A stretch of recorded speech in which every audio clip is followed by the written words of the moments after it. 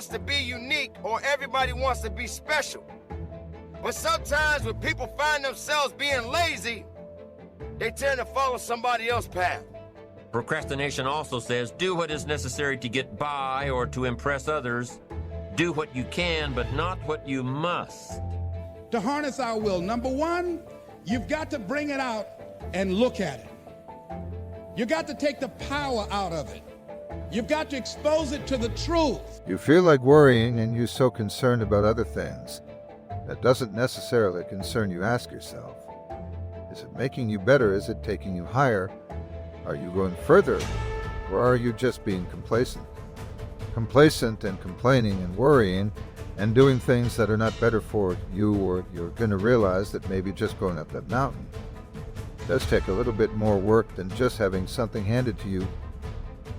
You're going to be that person that realizes that if and when you get to the top of the mountain. And don't just stop there, you've got to figure out another way to go even higher. They figure, hey, if he can do it, or if she can do it, I can do what they doing. Don't do what they doing. Do what you got to do to make yourself stand out. Everybody wants to be like everybody else. You don't need to be like everybody else, because if it was meant for you to be like somebody else, you would be exactly where they are right now. Sometimes you just got to crawl, as they say, before you walk. And if crawling don't work, if walking don't work, and even if running don't work, you wallow on the ground, the dirt, or mud, whatever it is, until you find your way in the place you need to be. You can't rush it, but you can trust it. You can believe in it, and you can understand it. In every circumstance we face, we are constantly presented with these two choices. Do it now or do it later. Discipline and procrastination. A choice between a disciplined existence, bearing the fruit of achievement and contentment, or procrastination, the easy life for which the future will bear no fruit, only the bare branches of mediocrity. The rewards of a disciplined life are great, but they're often delayed until some time in the future. The rewards for the lack of discipline are immediate, but they are minor in comparison to the immeasurable rewards of consistent self-discipline. An immediate reward for lack of discipline is a fun day at the beach. A future reward of discipline is owning the beach. For most, we choose today's pleasure rather than tomorrow's fortune. But if you're not understanding the possibilities of what it means to be unique, then you're gonna find yourself being like everybody else. Don't be a rerun. Don't keep doing the same thing over and over and over again. Don't be complacent with yourself. Realize that as long as you got things going on in your life, there are things that you can do to change it. Manifest and claim what's yours. Don't worry about what other people are thinking about, or what they're feeling about, or if they're telling you your uniqueness just doesn't work. Well, that's their problem. What are you gonna do?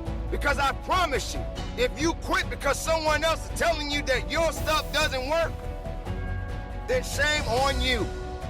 Shame on you for giving up on you. Shame on you for giving up on letting other people dictate your life and tell you what they think you ought to be doing when you should be figuring out what to do for your own life. So how can you get rid of the easy distractions? How can you keep your mind on what you're trying to do? How can you keep an attitude of doing it all and doing it now? How can you make the choice of discipline over procrastination? How can you stay focused on your ambitions? How can you avoid conversations at the water cooler? You can keep your focus on your work. You can get it done today instead of tomorrow. You've got to really work on your consistent self-discipline on a daily basis, or you'll find yourself distracted. Distracted by negative thoughts, distracted by negative people, distracted by water cooler chatter, and pretty soon, depending on the type of people you've associated with, distracted by your doubts within yourself. Never underestimate the power of influence and associations, and never underestimate the power of your own consistent self-discipline. Maybe it's time that you realize that you need to get away from the drama that's in your life. Maybe it's time for you to stop chasing misery and start chasing your dreams. Reconnect with yourself, because this is not the time for you to be wasting putting yourself back. instead of pushing yourself forward, ladies and gentlemen. You have so much to offer, so much to give, so much to do, but doing it and sitting around waiting for it to happen is just going to stay in neutral. You have to electrify the desire that you have that you once had. So the next time you feel like complaining, you feel like worrying, and you're so concerned about other things that doesn't necessarily concern. And the truth is that it has no power over you. So write down something you want to act on, but for some reason that you've been holding back, and look at it. The next thing is, ask yourself the question, is it helping you to continue to put it off? If it's an asset for you to continue to procrastinate, then continue to do that. But if it's a liability for you, if it's causing you some mental and some emotional challenges, or perhaps a financial problem, look at that. Examine that for what it is. Next step, ask yourself, what's blocking you? What's preventing you from acting? Why don't you have the courage to handle that?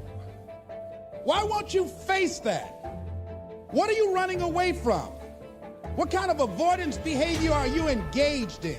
You ask yourself, is it making you better? Is it taking you higher? You going further, or are you just being complacent? Complacent and complaining and worrying and doing things that are not better for you, or you're going to realize that maybe just going up that mountain does take a little bit more work than just having something handed to you. You're going to be that person that realizes that if and when you get to the top of the mountain, and don't just stop there, you've got to figure out another way to go even higher. You have to electrify and get all the things that are necessary within you to start doing the things that you need to do. I was just an insecure, scared kid. And the only way I could find myself was to put myself through the worst thing possible. He's the only member of the U.S. Armed Forces to complete SEAL training, the U.S. Army Ranger School, and the Air Force Tactical Air Controller training. He's completed the infamous Destroyer of Men, known as Hell Week, 3 times, including 2 in a single year, and 1 that he started and finished with multiple stress fractures and a hernia. No one was here to help me. And the feeling I had every morning, I started shaving my head when I was 16 years old. And the feeling I had every morning, I looked in the mirror, was horrible. And I didn't want to feel like that anymore. And how I felt was a kid going nowhere, a kid that was scared. And most kids will accept that and look for help. But the best thing that happened to me, no one helped me. Next is, what is the worst thing that can happen when you take action? So I looked at that, and I said, what's the worst thing can happen when I tell him this? He can say, I don't like you, and he did. Now what happened? I experienced that, I looked at that, I saw that, and guess what, ladies and gentlemen? I didn't die. My feelings were hurt a little bit. I lost some sleep about it, and sometimes I think about it when I drive past his house, but I'm still here.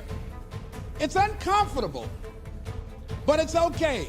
Doesn't bother me anymore. I've gotten used to it now. So what is the worst thing that can happen? I want you to visualize that, experience that, feel the nervousness and the discomfort. And the more you run it in your mind, the less power that it will have. If you think about what makes up who we are. He served in combat in Iraq, was the bodyguard for the Iraqi Prime Minister. He once held the Guinness World Record for most pull-ups in 24 hours at 4,030. No one felt sorry for me. No one looked at me and said, like this day and age, they'll take you in and they'll tell everybody, stop picking on this person. Back then, they didn't care.